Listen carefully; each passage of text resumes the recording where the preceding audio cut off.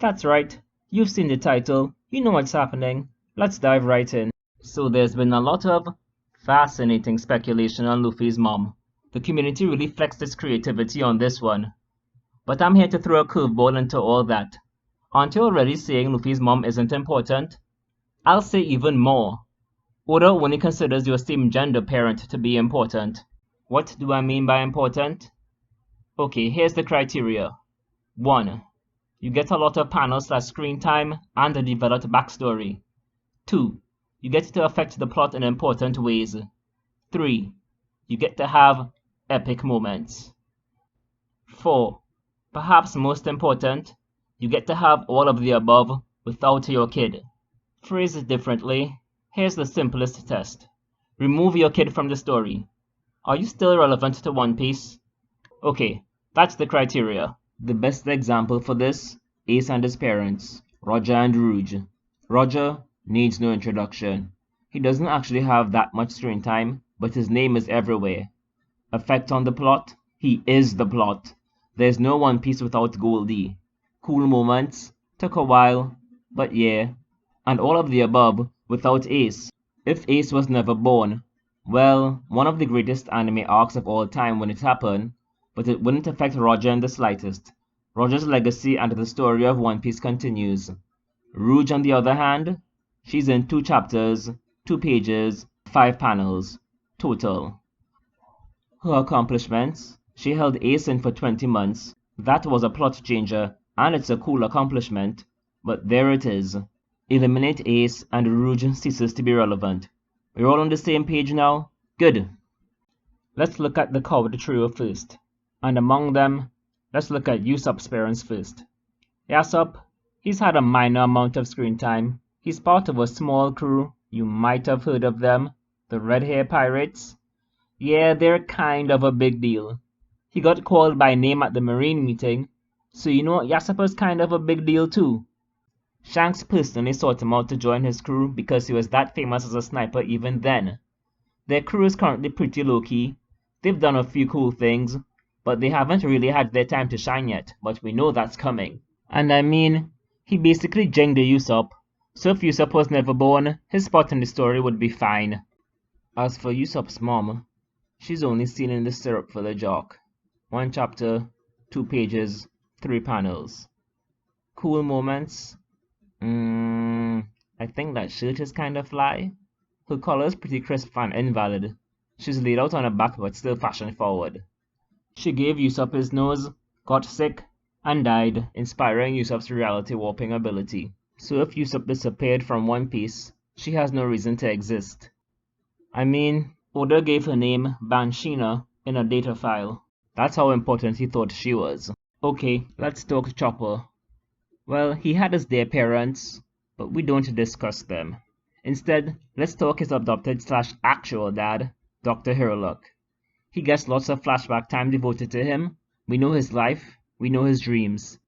And he's famous in Drum Kingdom. He died a hero's death and said one of the foundational quotes of One Piece, so he's functionally immortal. All of this without any mention of Chopper. If Chopper never existed, Drum Kingdom would still be marching to Hiruluck's beat. A minor wrinkle here is Dr. Kureha. Some might call her an adoptive mother, but to me she's more like the elder mentor figure. Hiruluck gave Chopper his will and a dream, helped form his personality, and was the first to recognize his humanity. Dr. Kureha gave him his medical skills. She's at best a grandmother that took her grandchild in after the parent died. Now, Nami. Another orphan taken in by adoptive mom Belmare, the Hellraiser of Kokoyasi Village, the surprise marine, the passionate orange farmer. She gets lots of screen time in the flashback. She also gets one of my favorite coolest moments in all of One Piece. She sees Arlong and his crew outside and is all like, "Guess, are you guys hungry? How rude of me. Hey, eat rifle." But then Arlong said, "Don't mind if I do." Cue Oda trademark tragic scene, and now we pour one for Belmare. Genzo is the closest to a father figure, but he never raised her. Also, this isn't appropriate daddy-daughter interaction. Let's check out the weird trio. Brook's parents share his sense of humor, and they probably look just like him by now. So let's move on. Frankie's biological parents cheated him, so Tom became his actual daddy. And Tom is the biggest deal. Our resident chunky boy built the sea train and became the savior of Water 7.